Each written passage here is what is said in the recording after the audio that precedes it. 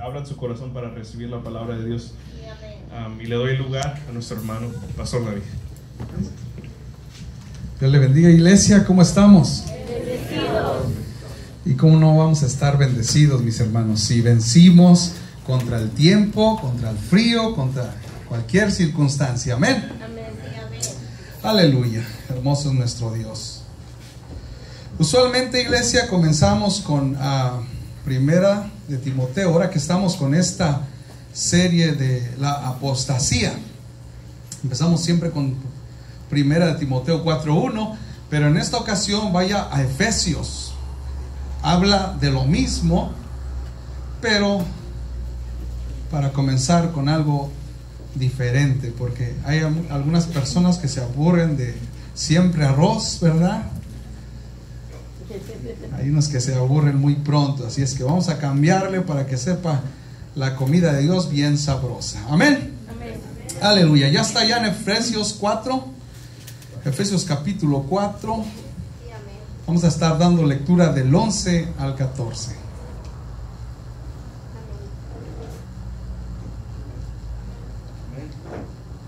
¿Cuántos lo tienen? Amén. Gloria a Dios. Fíjese lo que dice. Y él mismo constituyó a unos apóstoles, a otros profetas, a otros evangelistas, a otros pastores y maestros, a fin de perfeccionar a los santos para la obra del ministerio, para la edificación del cuerpo de Cristo, hasta que todos lleguemos a la unidad de la fe y del conocimiento del Hijo de Dios, a un varón perfecto, a la medida de la estatura de la plenitud de Cristo, para que ya no seamos niños fluctuantes, llevados por doquiera de todo viento de doctrina, por estratagema de hombres que para engañar emplean con astucia las artimañas del error. Oremos, iglesia. Bendito Dios, te damos gracias. Gracias, Señor, por este tiempo en tu presencia. Gracias, Señor, porque a ti te ha placido, que nos has dado vida, nos has dado salud. Aquí estamos, Señor. Aquí estamos, ya te hemos adorado, ya te hemos cantado. Ahora, Señor, abrimos nuestro corazón, abrimos nuestros oídos espirituales para que tu Espíritu Santo hable en nuestra vida, porque tu Espíritu Santo es el que mora en esta casa y es el que se mueve en esta casa, echando todo espíritu de maldad, echando todo espíritu de oposición. Tu Espíritu Santo reina, hermoso Dios, hermoso Jehová, hermoso Jesús. Muévete en esta casa, que tu presencia, bendito Dios, venga a quitar toda venda de ignorancia, que venga a quebrar toda cadena de esclavitud en el nombre de Jesús, y que nosotros, Señor, podamos entender tu palabra y no solamente entenderla, Señor, sino ponerla por práctica, obedecerla. A ti sea toda honra, a ti sea toda gloria en el nombre de Cristo Jesús. Amén, aleluya. Tome su asiento, iglesia. Ya son las 11:24. El tiempo vuela, ¿verdad? Aleluya. Pues mis hermanos, estamos culminando el día de hoy la serie de apostasía. Yo sé, y algunos ya quieren aventar hasta el sombrero para arriba de felicidad, amén. Pero mire, ¿por qué quería comenzar? Habla de lo mismo. Si se acuerda usted, 1 Timoteo 4:1 dice: pero el Espíritu dice que en los postreros tiempos algunos apostatarán de la fe, es decir, negarán la fe. Ya conocían la palabra de Dios, pero la niegan, amén. No la obedecen. Entonces fíjese donde leímos ahí. Vaya conmigo, lo vamos a ver de carrerita. Vaya conmigo ahí a Efesios 4:11. Fíjese lo que dice. Y él mismo constituyó a unos apóstoles, a otros profetas, a otros evangelistas, a otros pastores y maestros. ¿Quién los constituyó, iglesia? Jesús, ¿verdad? Él fue el que los constituyó. Pero fíjese lo que dice el 12. ¿Para qué los constituyó? Dice, a fin de perfeccionar a los santos. Hay mucha gente que en estos tiempos dice: no, Dios te ama tal y como eres, no necesitas perfeccionarte. Pero ¿qué es lo que está diciendo el apóstol Pablo aquí? Le está diciendo, a fin de, ¿para qué se pusieron los pastores, los apóstoles, los maestros, iglesia? Para perfeccionar el cuerpo de Cristo. Dios es un Dios perfecto. Jesús es un Dios perfecto, ¿verdad? Él, ¿qué necesita entonces? una iglesia perfecta, una novia perfecta. Más adelante vamos a estar hablando de eso. Y dice, a fin de perfeccionar a los santos para la obra del ministerio, para la edificación del cuerpo de Cristo. Y lo dice el 13, hasta que todos lleguemos a la unidad y la fe del conocimiento del Hijo de Dios, a un varón que... Perfecto. Ahora, mujer, no se excluya, usted también va en este bote, amén. No, porque aquí dice a un varón perfecto, no quiere decir que las mujeres no están en el bote, ahí están también, ¿verdad? La mujer también debe ser una mujer, o en este caso, como dijo Adán, ¿verdad? Varona, una varona perfecta.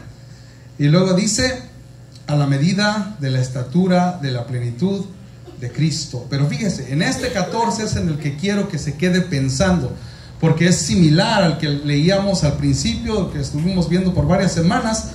Dice, para que ya no seamos niños fluctuantes, llevados por doquiera, es decir, por todos lados, de todo viento de doctrina, por estrategias de hombres que para engañar emplean con astucia las artimañas del error. Es decir, como decía 1 Timoteo 4:1, que se van a levantar espíritus de demonios engañando a las personas con nuevas doctrinas que no están ligadas del todo a la palabra de Dios, que por ahí llevan una que otra cosita y te hacen creer que es la voluntad de Dios. Pero usted ahorita lo vamos a ver cómo se han metido estas doctrinas de error. Amén. Pero lo que yo quería que usted mirara es que la palabra dice que tenemos que ser varones perfectos, mujeres perfectas.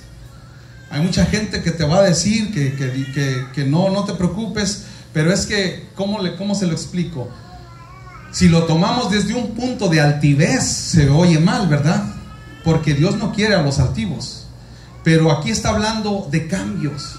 Aquí está hablando de que si usted tenía problemas con la mentira, o tiene problemas con la mentira, se quite la mentira por amor de Cristo Jesús. Y eso lo va a hacer mejor, lo va a hacer más aceptable a Dios. Que si usted estaba batallando con la fornicación, con el adulterio, con drogas, no sé con qué usted esté batallando, quizás aquí no haya alguien así, quizás los que me miran por medio de este video sí puedan estar batallando, pero necesitamos dejar todo eso para ser como Cristo. Amén. ¿Cuántos lo creen? Amén. Aleluya, gloria a Dios. Entonces, mis hermanos, esto contradice, estas citas que acabamos de leer contradicen aquellos de las doctrinas light, como las doctrinas de la prosperidad, que vamos a estar hablando también de ellos. Amén. ¿Cuántos han escuchado hablar de la ventana de Overton? Yo creo que muy pocos, ¿verdad? Traje un audio, hermanita, o mi hermano, no sé quién lo vaya a poner, el de Redimidos, pónmelo desde el principio, que soy un poquito fuerte porque necesitamos escuchar lo que va a decir. Gloria a ti, Jesús.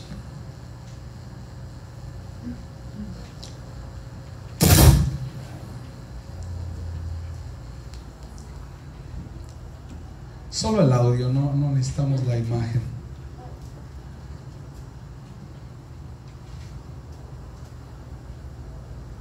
Qué hermoso es nuestro Dios, ¿verdad?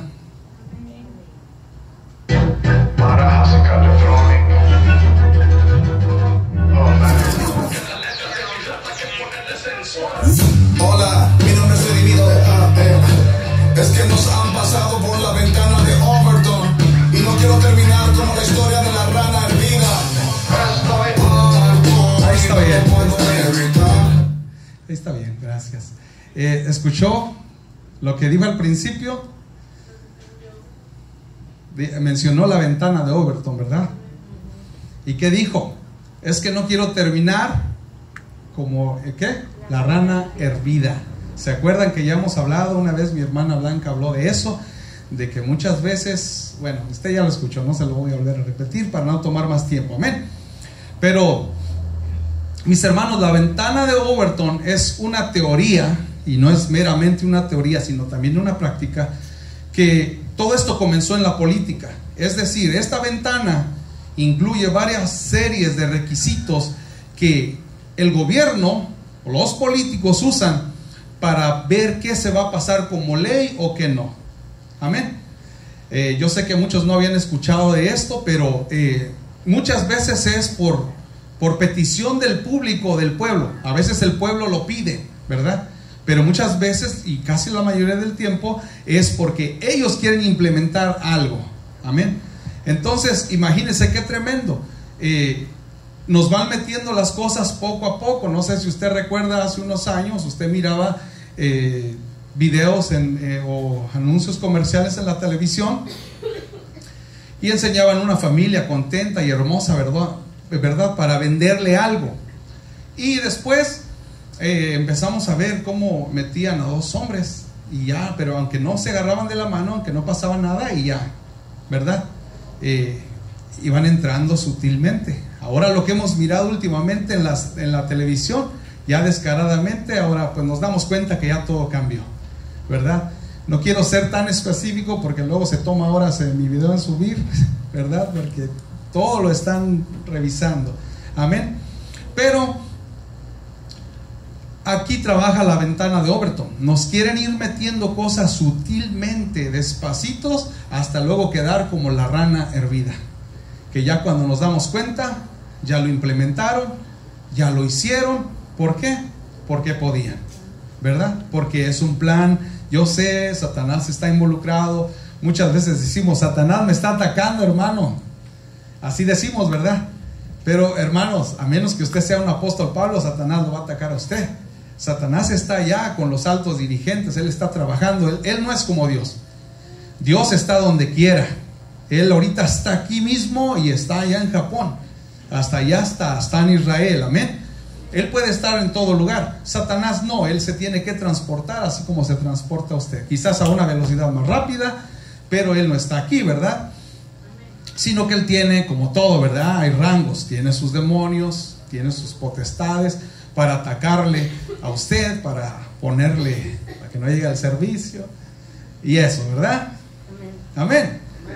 Gloria a Dios. Pero mire, esta ventana de Overton, iglesia, la instituyó un hombre llamado Joseph. Y este hombre puso todo esto para que de una manera sutilmente se fueran engañando las masas, es decir, el público, las personas, la sociedad. Entonces, pero esto no es nuevo, iglesia. Esto no es nuevo, porque esto lo que quiere es acabar con su identidad, con lo que usted es, con lo que usted le enseñaron desde chiquito, ¿verdad? Y mire, una manera en la que podemos ver cómo esto ya estaba desde antes, desde los tiempos de Daniel. ¿Se acuerda de Nabucodonosor? ¿Cómo se llaman los tres jóvenes hebreos?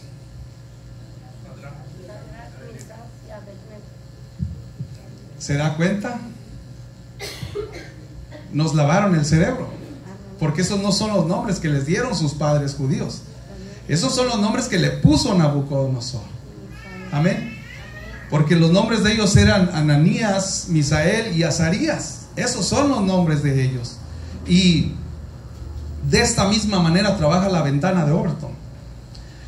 ¿Qué querían hacer? ¿Qué quería hacer Nabucodonosor con los israelitas, con el pueblo judío de Dios? Querían quitarle su identidad. Es decir, ok, yo sé que tú te llamabas así, pero yo te esclavicé, ahora te vas a llamar como yo quiero. Ahora vas a hacer lo que yo quiero. Y es hermosa la palabra, lo hemos hablado muchas veces, ¿verdad? Pero esa es una manera en la que trabaja la ventana de Overton. Y están trabajando, iglesia, si usted se ha dado cuenta, hemos mirado pastores reconocidos de por años que predicaban la sana doctrina, predicaban la verdad tal como viene aquí en la palabra de Dios. Pero ¿qué está pasando? Se están dejando torcer, se están dejando engañar. ¿Por qué? Porque les agrada más este mundo. La Biblia dice que somos peregrinos y extranjeros. ¿Y qué está pasando? Se están acomodando al sistema de este mundo, porque es lo que va a pasar cuando venga la gran tribulación, cuando te digan, hey, tú eres cristiano, y que tú digas, sí soy cristiano. De veras, ven, vamos para acá, te vamos a cortar la cabecita porque adoras a un Dios que para nosotros es una ofensa, porque sus requisitos son muy altos, pide muchas cosas que nosotros no queremos obedecer. ¿verdad? Quizás no te lo van a decir así, ¿verdad? Pero van a decir, vente, vamos para acá a la guillotina. Entonces usted le va a decir, no, por favor, no. Ah, ¿de veras no quieres? No, pues entonces niega a tu Dios, niega tu fe. Y aquel cristiano que se considera cristiano de verdad va a decir, pues ni modo, Jesucristo dio su vida por mí en la cruz del Calvario, denle, cuello, ¿verdad? Y va a dar su vida en obediencia a Cristo. Pero ¿qué tal de aquellos que no quieren obedecer? ¿Qué tal de aquellos que no quieren perder sus cosas terrenales? Esa clase de personas van a decir, no, está bien, como quiera, Dios sabe que lo amo, y no porque lo niegue ahí, ¿verdad? Ya quiere decir que lo negué, ¿verdad? Y esa clase de personas se van a quedar, amén. Pero eso es a lo que lleva la apostasía. Eso es a lo que lleva esta doctrina de error. Y vamos a estar hablando de eso. Y quería hablar con usted de 4 causas que son las que nos llevan, la que llevan a un cristiano a la apostasía. Amén. Y la número 1, no vamos a hablar mucho de ella porque ya estuvimos hablando en la clase pasada, en los 2 enemigos estuvimos hablando de eso. Mire, la número 1 son las tentaciones. Y usted sabe que las tentaciones hay de toda clase, ¿verdad? Puse anhelar fama, ya lo miramos, ¿verdad? En el anhelo de poder. Anhelar riquezas, esa es una tentación también, porque acuérdese que el dinero no es malo. A usted lo puede bendecir Dios. Un día escuchaba a un pastor que él vive en México, pero aquí en Texas él conoce un gran empresario que es millonario, y él dona su dinero para aportar unas fundaciones, para levantar nuevas iglesias. Qué bueno es así, ¿verdad? Él no ama el dinero. Pero los que aman el dinero, estas personas están pensando en otras cosas que no tienen nada que ver con la palabra de Dios. Pero ya lo hablamos, amén. La número 2, iglesias, son las persecuciones o la presión social. Esto era lo que le decía. Muchas personas se van a sentir identificados con el mundo, con la manera de ser del mundo, que no van a querer, por causa de la presión social, no van a servir a Dios de todo corazón. No van a dejar aquello que les impide, y al contrario, lo van a abrazar y van a seguir la corriente del mundo. Estas son las personas que caen en una presión social. Dejan que las personas que los rodean, por caerles bien, que si alguien está escuchando una música y usted sabe bien que esa música no exalta a Dios, no adora a Dios, y usted puede decir, bueno, pero es mi jefe, le va a caer bien, y también se pone ahí a echar unos movimientos, ¿verdad? Así como de hermano espinado, ¿verdad? Y entonces esta clase de personas, por caer en la presión social, pues niegan a Cristo.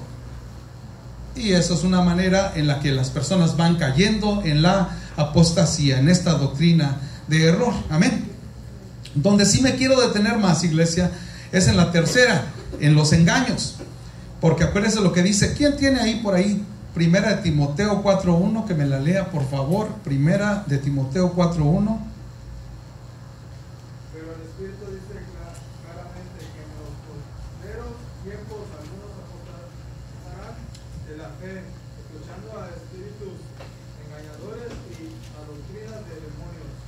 Amén, aleluya.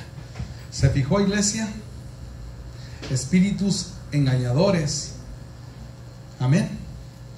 Qué tremendo. Mire, esto lleva años y lo estuvimos hablando, ¿verdad?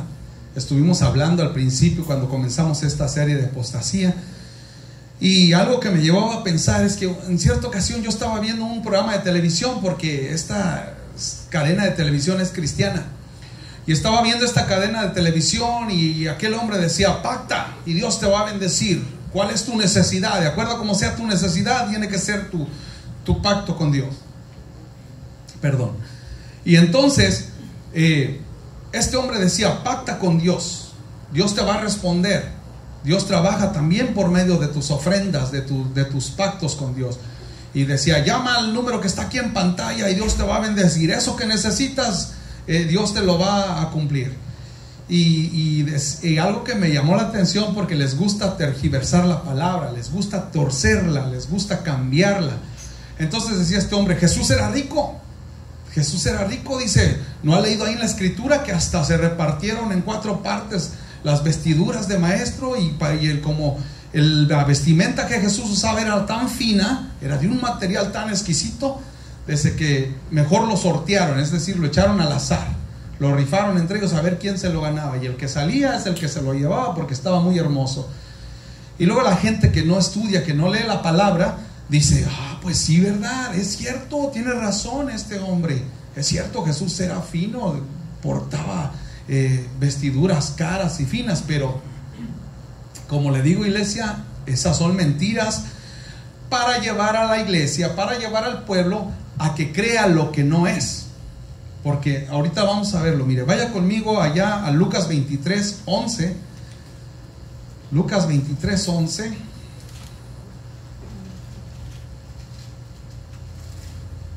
Gloria a ti, Jesús. ¿Cuántos lo tienen? Fíjese lo que dice ahí. Entonces Herodes con sus soldados le menospreció y escarneció, vistiéndole de una ropa espléndida. Esto, usted fíjese ahí, dice Jesús ante Pilato, Jesús ante Herodes, los títulos que están arriba, y luego dice, después del que acabamos de leer, dice Jesús sentenciado a muerte. Esto es en la crucifixión de Jesucristo, esto es antes, es el previo, la previa, como le quiera llamar, a la crucifixión de Jesucristo. Y aquí nos está diciéndole que le vistieron de una ropa espléndida. ¿Cómo lo hicieron? ¿O por qué lo hicieron? En señal de burla. Porque Dios conoce el corazón de las personas. La profecía, esto mismo está puesto en la profecía en el Antiguo Testamento. Ya Dios sabía lo que iba a pasar, porque Dios conoce los corazones. Dios sabía que iba a existir un hombre llamado Herodes que se iba a burlar del maestro, se iba a burlar de él y le iba a poner una vestidura espléndida, porque como decían que era el rey de los judíos, entonces decían, es el rey de los judíos, pues que se vista como rey, ¿verdad? Y se burlaban de Jesucristo. Y vean lo que dice aquí, dice, vistiéndole de una ropa espléndida. Qué tremendo, ¿verdad? Pero ¿qué dijo el predicador aquel predicador famoso que estaba en aquella cadena de televisión con miles de ¿cómo se dice? De viewers, perdón, iglesia. De televidentes, se me andaba yendo, gloria a Dios. Pero fíjese qué tremendo. Ahora vaya conmigo a Juan 19:2. Pero ¿qué dijo aquel predicador? Dijo, Jesús era rico, pero estamos viendo que la ropa espléndida, ¿quién se la puso? Herodes, ¿verdad? Y esto solamente es, iglesia, para que usted vea que tenemos que leer la palabra, porque nos podemos dejar engañar y eso no es correcto. Vamos a estarlo viendo también más adelante. Fíjese lo que dice Juan 19:2. Y los soldados entretejieron una corona de espinas y la pusieron sobre su cabeza y le vistieron de un manto de púrpura. Qué tremendo. Usted le hace los 4 evangelios, aunque luego adelante dice que se la quitaron antes, pero la palabra de Dios no se equivoca.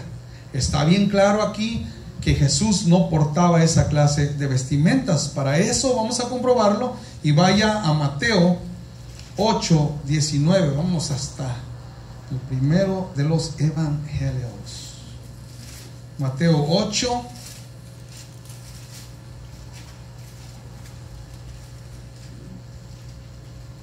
Fíjese lo que dice. Y vino un escriba y le dijo, Maestro, te seguiré a donde quiera que vayas. Jesús le dijo, las zorras tienen guaridas y las aves del cielo nidos, mas el Hijo del Hombre no tiene dónde recostar su cabeza. ¿Se da cuenta, iglesia? ¿A qué vino Jesucristo a esta tierra? Él no vino. Los judíos pensaban, Israel pensaba que Jesucristo venía a tomar el mando, el Mesías, porque nunca lo reconocieron, ¿verdad?, como Mesías. Pero ellos creían que el que fuera Mesías iba a llegar y iba a oprimir al pueblo romano, y ellos iban a ser los que iban a mandar sobre todos. Ellos estaban pensando terrenalmente, pero Jesucristo no venía a eso. Jesucristo venía a establecer el reino espiritual, porque es más importante, iglesia, el reino espiritual que el reino terrenal. Lo que usted mira lo que usted mira ahorita actualmente, un día se va a acabar, y quizás Dios haga cielo nuevo y tierra nueva, como dice la palabra, pero lo más importante es lo espiritual. ¿Por qué es más importante lo espiritual, iglesia? Porque Dios es espíritu. Amén. Dios es espíritu, y entonces Jesucristo no vino a buscar estas cosas. Por eso cuando viene este escriba, y los escribas pues era gente que estaba bien acomodada, ¿verdad? Entonces cuando Jesús viene este escriba y le dice que le quiere seguir, Jesús le dice: ok, pero yo, el Hijo de Dios, no tengo ni siquiera, como diríamos ordinariamente, no tengo ni en qué caerme muerto, ¿verdad? Porque ese no era el trabajo de Jesucristo. El trabajo de Jesús era libertar las almas, libertar a los endemoniados, ¿verdad? Liberar a esas personas para que pudieran vivir una vida sana, una vida agradable, una vida en Cristo Jesús, una vida como la de verdad se debe de vivir. Amén. Entonces, que no le engañe, iglesia, que no le engañen, porque hay mucha gente que está hablando esto en estos tiempos. La doctrina de la prosperidad empezó allá por el 90 y tantos. ¿Se acuerda cuando lo hablamos? Empezó sobre todo aquí en los Estados Unidos de Norteamérica, empezó esto, y hasta el día de hoy todavía sigue. Por eso nació el eslogan este del sueño, ¿cómo? El sueño americano, ¿verdad? Y entonces tengamos cuidado, iglesia. Jesucristo no vino a eso, y nosotros tenemos que preocuparnos por nuestra vida espiritual. Amén. Y la 4 es la falta de doctrina. Vaya conmigo a Oseas.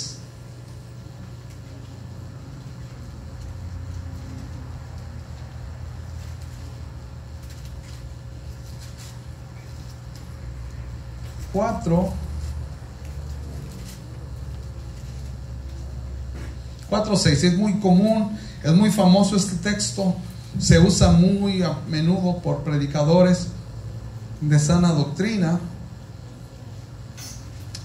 Oseas 4:6 dice: mi pueblo fue destruido porque le faltó conocimiento. Por cuanto desechaste el conocimiento, yo te echaré del sacerdocio. Porque olvidaste la ley de tu Dios, también me olvidaré de tus hijos. ¿Qué acabamos de hablar, iglesia? Que esta clase de doctrinas engañan a las personas. ¿Pero por qué las engañan? Porque no leen la palabra de Dios, porque no estudian, porque no escudriñan. Y qué tremendo, ¿verdad? Yo miré un video de unos orientales donde a una jovencita le ponen un teléfono y le ponen un libro. ¿Y qué cree que escogió la jovencita? El teléfono, ¿verdad? Y escogió todo lo que tenía que ver con tecnología. En la escuela no estudiaba, se la pasaba viendo y texteando, ¿verdad? Y así creció. Cuando ya al final la ponen y entonces ella hace un trabajo y le pagan muy poco y se queda viendo y dice: bueno, pues no te preparaste, ¿cómo te van a pagar más, verdad? Entonces luego regresan el tape y ahora la ponen otra vez a escoger. Ahora sí escoge el libro en vez del teléfono. ¿Y qué pasa? Después se gradúa y se vuelve en una empresaria. Si el mundo, iglesia, sabe bien que el estudio es vital para la vida de cada ser humano, el cuerpo de Cristo no sabrá que para crecer en el Señor y volverte una persona conforme, dijo el apóstol Pablo, a la estatura de Cristo, ¿qué debemos de hacer? Estudiar, porque ¿qué dice aquí? Mi pueblo fue destruido, ¿por qué? Le faltó conocimiento. Porque le faltó conocimiento, ¿verdad? Amén. Entonces, esa es una de las 4 causas, iglesia, por las cuales una persona puede caer en la apostasía. Falta de doctrina, porque no lee la palabra de Dios. Ya leímos ahí en Efesios 4:14, ¿verdad? De que las personas que no estudian son como esa hojita que el viento se la lleva para allá. Ese viento de doctrinas falsas y erróneas se la llevan para allá y allá va el cristiano. Ah, no, que ahora están hablando acá de sanidades y milagros, pero de otra manera.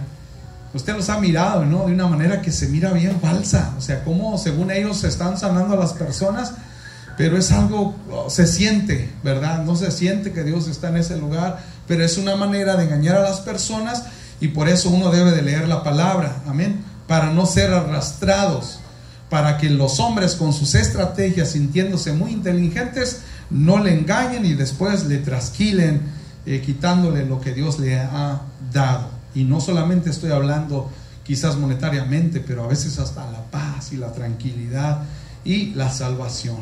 Amén. Escuchaba un famoso predicador que estaba diciendo que la salvación no se pierde, que porque si no entonces sería hacerlo por obras. Y yo decía, wow, qué manera de enseñar al pueblo. Entonces quiere decir que si yo adulteré antes de este servicio y ahorita viniera Cristo, ¿me iría con Dios? No me iría, ¿verdad? No importa cómo me llame, cómo me apellide, no importa lo que tenga. Si yo no soy fiel a la presencia de Dios, a la palabra de Dios, algo no está bien y me voy a venir quedando y Dios me va a desechar de su presencia. Amén. ¿Cuántos saben esto, iglesia? Si me puedes poner el audio, mi hermana, por favor. Y también de una vez la gráfica que te pedí, por favor, para ir avanzando. Mira, iglesia, voy a leerle 7 características que tiene una iglesia que ya está en la apostasía. Fíjese. Número 1, su pastor es protagonista y no Cristo. Predica lo que la gente quiere oír y no habla en contra del pecado y no habla del arrepentimiento genuino. Esta es la primera. La segunda, ya le dije la segunda. Predica lo que la gente quiere oír, ya lo escuchó. La tercera, no tiene temor de Dios, y sigue a otros predicadores famosos que hablan mentiras. 4, no estudia, no ora, no se prepara espiritualmente. La número 5, aún sabiendo la verdad, se aparta de ella y saca de contexto la Biblia, la palabra de Dios. Como ya le había dicho, ¿verdad? Que a veces no le agregan el contexto. Y fíjese lo que dice aquí. La número 6, es tibio, apático, egoísta, es decir, no ha nacido de nuevo. La número 7, es cristiano por tradición, por religión, vive conforme al mundo, vive con las modas, se avergüenza si lo ven con la Biblia y está más orgulloso de su denominación que de Cristo. Quizás algunas de las iglesias que ya están en la apostasía, mis hermanos, quizás no tengan todas las 7, pero tienen muchas de ellas. Amén. Pero fíjese qué tremendo, ¿verdad? Escuchaba yo ahora es pastor aquí en Dallas, y me gustaba mucho su música, este brother. Tenía unos mensajes poderosos en su música, y entonces este varón un día, él ya predica siempre con camisa decente, ¿verdad? Pero camisas por fuera, ya él va como más juvenil, así como más chavo, y él ya es una persona de unos 60 años. Cuando estuvo en su juventud, acompañaba a Gigi Ávila. ¿Cuántos se acuerdan de Gigi Ávila? Bueno, este predicador dijo, algunos me preguntan, ¿por qué tú ya no usas saco? ¿Por qué tú ya no usas corbata? Y dijo, porque eso yo lo usé como un uniforme hace mucho tiempo. Dice, cuando acompañaba a Gigi Ávila, yo lo usé. Dice, y ahora pues para mí eso ya no es importante. Dice, Dios me ama tal y como soy. Y me quedé pensando en que tipo de esta clase de personas están siendo engañados, porque hemos mirado una falta de respeto a Dios hasta en eso, en la manera de que la gente se viste, ¿verdad? Le decía a usted en una ocasión, si a usted lo invitaran a ir a ver al presidente, ¿se iría como a veces viene a la iglesia? Yo he visto personas en las iglesias, mis hermanos, hasta llegar en short y chanclas, como que el venir ante la presencia de Dios en su santo templo fuera como ir al McDonald's, anuncio no pagado, como ir al parque, ¿verdad? Y no debe de ser así, porque nos venimos a presentar ante un Dios grande, a un Dios poderoso, que le gusta la hermosura, que le gusta la calidad, ¿verdad? Yo no sé si usted ha mirado, pero en toda la creación que Dios lo hizo perfecto. Los animales los hizo perfectos. Yo sé que ahorita están corrompidos y en el día de mañana eso se va a arreglar, ¿verdad? Cuando Él haga los cambios que va a hacer. Pero Dios no hizo nada al ahí se va. Amén. Pero mire, iglesia, vaya conmigo ahí a Efesios, porque quiero que en esta gráfica vamos a comenzar a hablar. Y como ya le dije, ya estamos cerrando, ¿verdad? Aleluya. Estamos cerrando ya la serie de la apostasía. Dios ya también me ha dado, yo sé que a mi pastora, a mi esposa, Dios ya le ha dado también palabras, ¿verdad? Hermosas, pero mientras yo estaba en esto, estudiando esto de la serie de apostasías, a veces, una vez hasta aquí, en cuanto se subió mi pastora, el Espíritu Santo me reveló una palabra y rápido la anoté, y anoté hasta la cita bíblica y todo, y me puse, dije, wow, qué tremendo, cómo es Dios. Cuando llegué a la casa comencé a estudiarlo, porque Dios nos habla, iglesia. Solamente tenemos que abrir nuestros oídos espirituales, amén. Fíjese lo que dice, voy a leerlo rapidito. Estos son, mis hermanos, miren, los cristianos del lugar santísimo. Estos son de los que vamos a leer, los que tienen que procurar estas cosas. Fíjese lo que dice: sed pues imitadores. ¿Sí les dije, verdad? Efesios 5. Ok, Efesios 5, ahí sígame. Sed pues imitadores de Dios como hijos amados, y andad en amor como también Cristo nos amó y se entregó a sí mismo por nosotros, ofrenda y sacrificio a Dios en olor fragante. Pero fornicación y toda inmundicia o avaricia ni aun se nombra entre vosotros como conviene a santos. Fíjese qué tremendo, iglesia. Ni palabras deshonestas, ni necedades, ni truanerías que no convienen, sino antes bien acciones de gracias. Porque sabéis esto, que ningún fornicario o inmundo o avaro que es idólatra tiene herencia en el reino de Cristo y de Dios. No lo digo yo, lo dice el apóstol Pablo. Número 6, nadie os engañe con palabras vanas, porque por estas cosas viene la ira de Dios sobre los hijos de desobediencia. No seáis pues partícipes con ellos, porque en otro tiempo erais tinieblas, mas ahora sois luz en el Señor. Andad como hijos de luz. 9, porque el fruto del Espíritu es en toda bondad, justicia y verdad.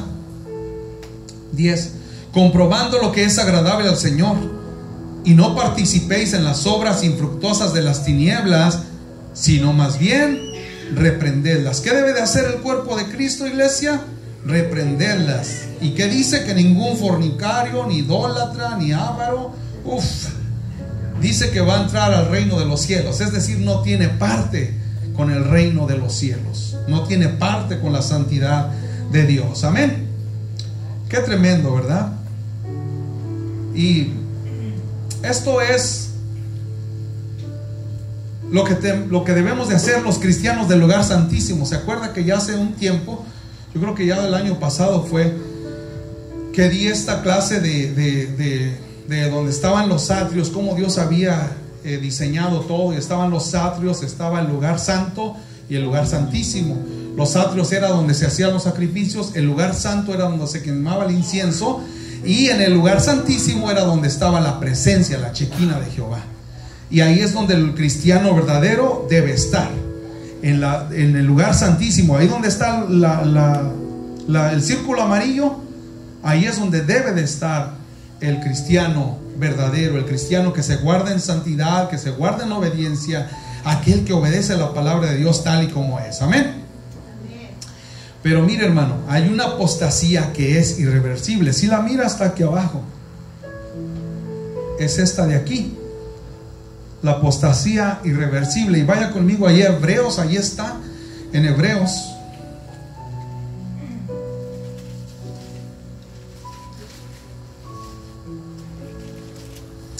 Te alabamos, Dios, exaltamos tu nombre.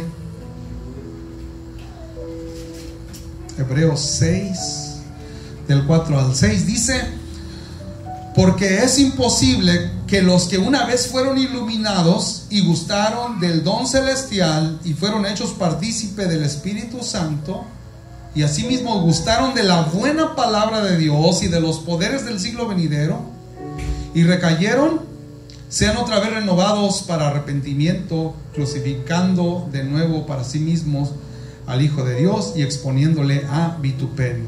¿Se da cuenta, iglesia? Las personas que están en apostasía irreversible, aquellos que se han dejado meter doctrinas erróneas y creen a Dios, creen en Dios a su manera, ellos caen en esta condición, en la condición en la que dice la palabra de Dios que acabamos de leer, que ya no podemos volver a crucificar a Cristo. Él ya vino una vez, fue crucificado por sus pecados, por mis pecados, y ahora lo único que tenemos que hacer es aceptarlo como nuestro Señor y Salvador y guardarnos en santidad día con día, noche tras noche, porque qué tremendo.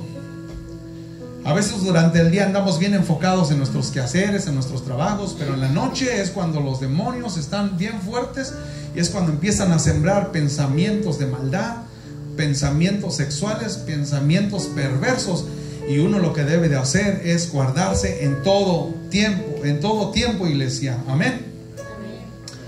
Pero tenga cuidado, iglesia, de no estar en la apostasía irreversible, porque de ahí ya no se puede regresar. De ahí el que ya cayó en esa apostasía, era como le decía, aquel que se deja engañar, ya de ahí ya no va a salir. Y qué tremendo.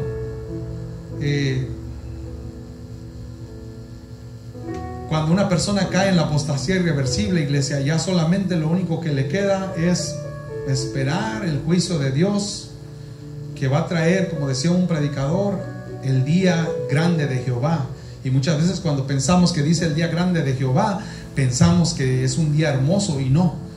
La palabra de Dios dice que cuando habla del día grande de Jehová es un día de destrucción, es un día de castigo, donde Jehová va a castigar a todos aquellos que sabían lo que deberían de hacer y no lo hicieron. Amén. Pero fíjese qué tremendo. Dios nos deja las herramientas para que leamos. Y mire,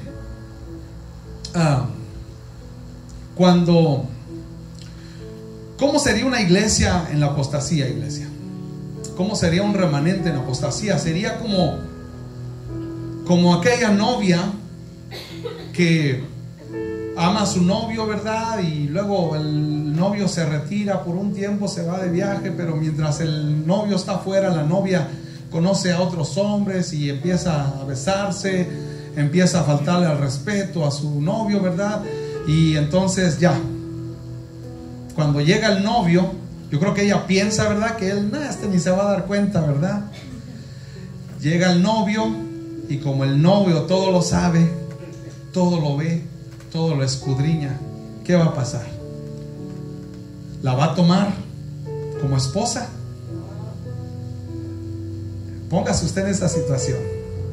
Yo creo que cuando yo conocí a mi esposa, ¿verdad?, me gustaba y me enamoré de ella, ¿verdad? No fue amor a primera vista, ¿verdad? Y ahora ya no puedo vivir sin ella. Pero cuando era mi novia, si yo me hubiera enterado que ella me fue infiel, que me engañó, yo no la hubiera querido, ¿verdad? Porque hubiera dicho, si no me pudo respetar ahorita en el noviazgo, ¿cómo me va a respetar en el matrimonio? ¿Verdad? Pero Jesucristo no va a querer cualquier cosa. Jesucristo quiere una iglesia santa, una iglesia perfecta, una novia que se guarde, que guarde sus vestidos, que guarde su pureza. En este caso, el novio es Jesucristo, el mundo es el otro, y la novia es usted, mi hermano. Usted tiene que escoger: o se va tras el mundo. Y yo sé que para los hombres, ¿verdad?, esto suena raro, porque nosotros somos hombres, ¿verdad? Y presentarnos como una novia, ¿verdad?, suena raro, ¿verdad? Pero así es como la Escritura nos describe, ¿verdad? Ahí estamos metidos en el bote. Así como cuando la Biblia dice que llegar a una estatura perfecta, de un varón perfecto, hay unas mujeres como que se quieren salir, ¿verdad? Pero no, ahí también van incluidas. Asimismo, cuando habla la novia de Cristo, la iglesia de Cristo, ahí vamos todos en el bote.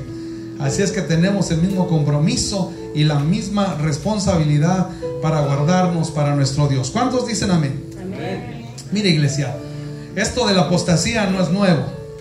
Esto tiene añales. Ya estaba desde el tiempo de Cristo, ¿verdad? Mire, un ejemplo clarísimo de la apostasía irreversible, ¿quién cree que es? Judas. ¿Se acuerda que Judas estuvo con el maestro? Vio los milagros, vio las sanidades. Él era el tesorero. ¿Y qué hizo Judas? Le importó más su carne, vendió al maestro por 30 monedas de plata. O sea, era un materialista ese Judas tremendo. Cuando quebraron aquel, ¿cómo pensó? Cuando quebraron aquel perfume costosísimo, ¿verdad? ¿Qué dijo? Eso hubiera servido para los pobres. Pero no por el hecho de que realmente él lo quisiera dar para los pobres, sino que él sabía, como él era el tesorero, y decía, aquí va a estar en la bolsita. Aquí donde está el money, aquí mismo va a caer, ¿verdad? ¿Qué pasó? Traicionó al maestro, tuvo la oportunidad de arrepentirse, pero no lo aceptó. ¿Y qué pasa al final? ¿Se pudo regresar? ¿Se pudo reivindicar? ¿Se pudo corregir? ¿Pudo cambiar el rumbo de su camino? Ya no pudo. ¿Qué fue lo que hizo? Sí, quizás después fue con los dirigentes de los del Sanedrín, allá con los sacerdotes, y fue y les dijo, yo no quiero su cochino dinero, ahí está, y se los tiró, ¿verdad? Quizás, pero eso no le ayudó. Él ya estaba condenado porque ya había cometido el acto de traición, ya había negado a Jesucristo, no se arrepintió de todo corazón. ¿Qué hizo? Fue y se ahorcó, se suicidó. Dígame usted, yo sé que se han levantado unas doctrinas de que dicen que no, que Judas iba a ser salvo. Yo no sé, pero yo le aseguro que conforme lo que dice la palabra de Dios, el suicidio no es permitido, Dios lo rechaza. Eso no va, ¿verdad? Pero Judas es un claro ejemplo de una apostasía irreversible. Ya no se pudo regresar. ¿De qué le sirvió tanto tiempo estar ahí al lado del maestro viendo los milagros y sanidades? ¿De qué le sirvió estar al ladito del maestro? E incluso hasta Jesús lo llamaba amigo. Imagínense qué tan tremendo el amor de Jesús para él, que hasta en el último tiempo, cuando viene, y aunque todavía Judas vio el poder, les predicaba en cierta ocasión que llegó el maestro, estaba el maestro orando, ¿verdad? Allá en el Getsemaní, y llegan aquellos tremendos, y llegan con toda la turba, todos los soldados, y llegan y se presentan ante Jesús y le preguntan, estamos buscando a Jesús, ¿verdad? Y entonces Jesús le dice, yo soy, y caen a tierra.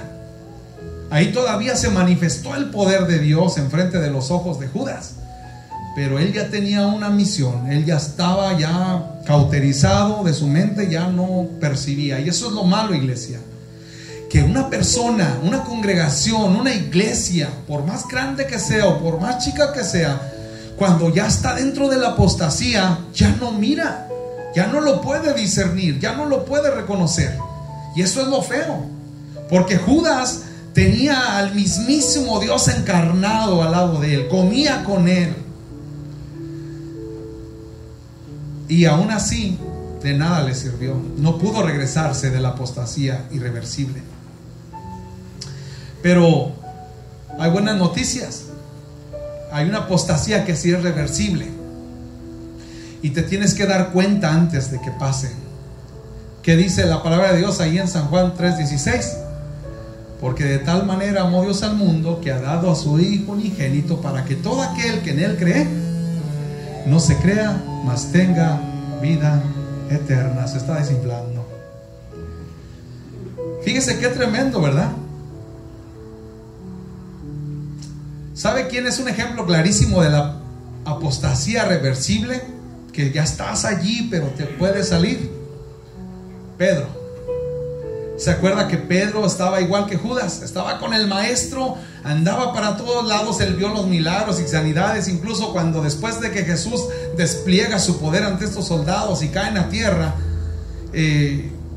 Pedro saca su espada y dice, no, aquí nadie va a arrestar a mi maestro. Y ¡zas! Le vuela la oreja a Malco, ¿verdad? Y luego Jesús tuvo que hacer otro milagro, ¿verdad? Estos hombres vieron, estos discípulos vieron el poder de Dios. Y no solamente ellos, sino miles de personas vieron el poder de Dios. Porque cuando ya estaba siendo crucificado, ¿dónde estaban los miles que sanó y a los que alimentó? No estaban. Así pasa con la apostasía irreversible. Pero en la apostasía reversible, el apóstol Pedro nos enseña que sí se puede salir de ahí. Porque se acuerda cuando llegan acá, llega Jesús y le preguntan, aquellos le dicen perdón, me perdí un poco, iglesia, Me distraigo el A, ¿verdad? ¿Qué pasa cuando Pedro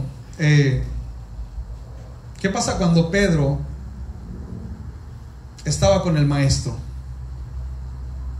Él vio los milagros y sanidades, pero ¿qué pasa cuando apresan a Jesús?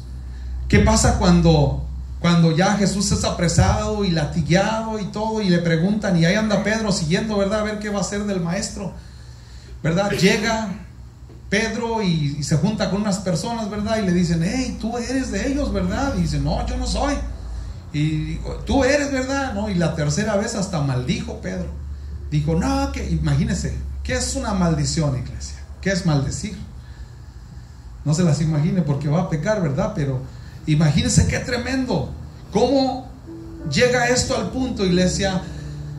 A que cuando tú conoces la palabra de Dios y oras y ayunas y cantas, qué hermoso, y vienes a la iglesia, te vivificas en el espíritu, pero llega un momento en que te empiezas a alejar de Dios, te empiezas a enfriar, le empiezas a dar gusto a tu carne y te empiezas a alejar y ya no quieres a veces venir a la iglesia. Qué tremendo, porque Pedro llegó a un punto en que por temor a la presión social, como hablábamos hace rato, por temor de los que lo rodeaban, sin él darse cuenta, o quizás lo cegó el miedo, porque él sabía quién era Jesús. Pues que no fue Pedro el que le dijo, Pedro, porque le dijo, hey maestro, unos dicen que eres el Mesías y otros dicen esto y otros dicen esto. ¿Y qué le dijo Jesús? ¿Quién dices tú que yo soy, Pedro? ¿Y qué dijo? Tú eres el Hijo de Dios, tú eres el Mesías, tú eres el Cristo. Entonces, ¿por qué cuando apresan a Jesucristo para cumplir con lo que su padre le había mandado, por qué negó al maestro? ¿Por qué maldijo? Qué tremendo, ¿verdad? Maldice, pero ¿qué pasa después de ahí? Cuando Jesús resucita, ¿lo perdonó Jesús? Dios mira el corazón, iglesia. Dios sabe lo que hay dentro de nosotros. Y entonces Jesús mira este acto, pero Jesús lo perdona. Y hasta Jesús se lo dijo, ¿verdad? Le dijo Pedro, Señor, no te voy a dejar, a donde quiera que vayas, hasta la muerte si es posible. ¿Y qué dijo? Pedro, ¿me vas a negar? ¿Cuántas? Padre Santo, háblanos, Señor. Pero él salió de esa apostasía irreversible. Él salió de ahí porque se arrepintió, porque reconoció que había hecho mal, porque reconoció que había negado la fe, reconoció que había negado al Hijo de Dios y se arrepintió. Eso es lo que debemos de hacer, iglesia. Amén. Necesitamos no estar en la apostasía irreversible. Y fíjense, cuando vemos aquí, mis hermanos, fíjense lo que dice allá arriba. Yo sé que unos tienen una vista impresionante de Ayla. ¿Qué dice allá arriba? Cristianos de atrio.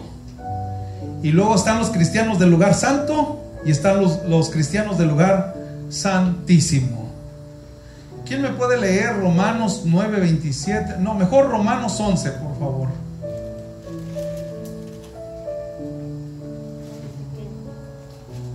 Romanos 11, del 2 al 5. Ha desechado Dios a su pueblo, al cual desde antes conoció. ¿O no sabéis que dice de Elías de Escritura, cómo invoca a Dios contra Israel, diciendo, Señor, a tus profetas han dado muerte y sus altares han derribado, y solo yo he quedado y procurarán matarme? Pero ustedes, dice la divina respuesta, me es reservado 7,000 hombres que no han doblado la rodilla delante de Baal. Aleluya. El tremendo Elías creía que era el único, ¿verdad? Y a veces así estamos, iglesia. A veces pensamos que somos los únicos que se están guardando. Pero Jehová tiene su remanente en todo el mundo que se están guardando, que están buscando la presencia de Dios. ¿Y qué dice Primera de Corintios 9:27?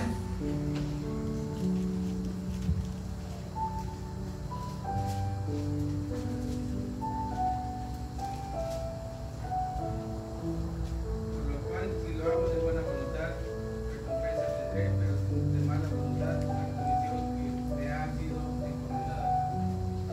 Aleluya.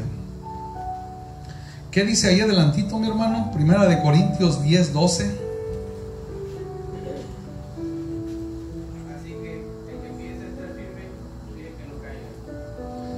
El que piensa que está firme, mire que no caiga. Si usted se fija, los cristianos que están en riesgos de apostasía son aquellos que aceptan doctrinas de error y están en todo el círculo de cristianos del atrio. Es decir, el cristiano del atrio, iglesia, es aquel que solamente se la pasa todo el tiempo en la sección. Esta sección, ¿verdad? Es los atrios, ¿verdad? Este es el lugar santo y aquí está el lugar santísimo. ¿A qué se refiere, iglesia? A dar su vida por Dios. A que no nada más se quede como un oyente, a que sirva, a que participe, a que sea fiel a Dios.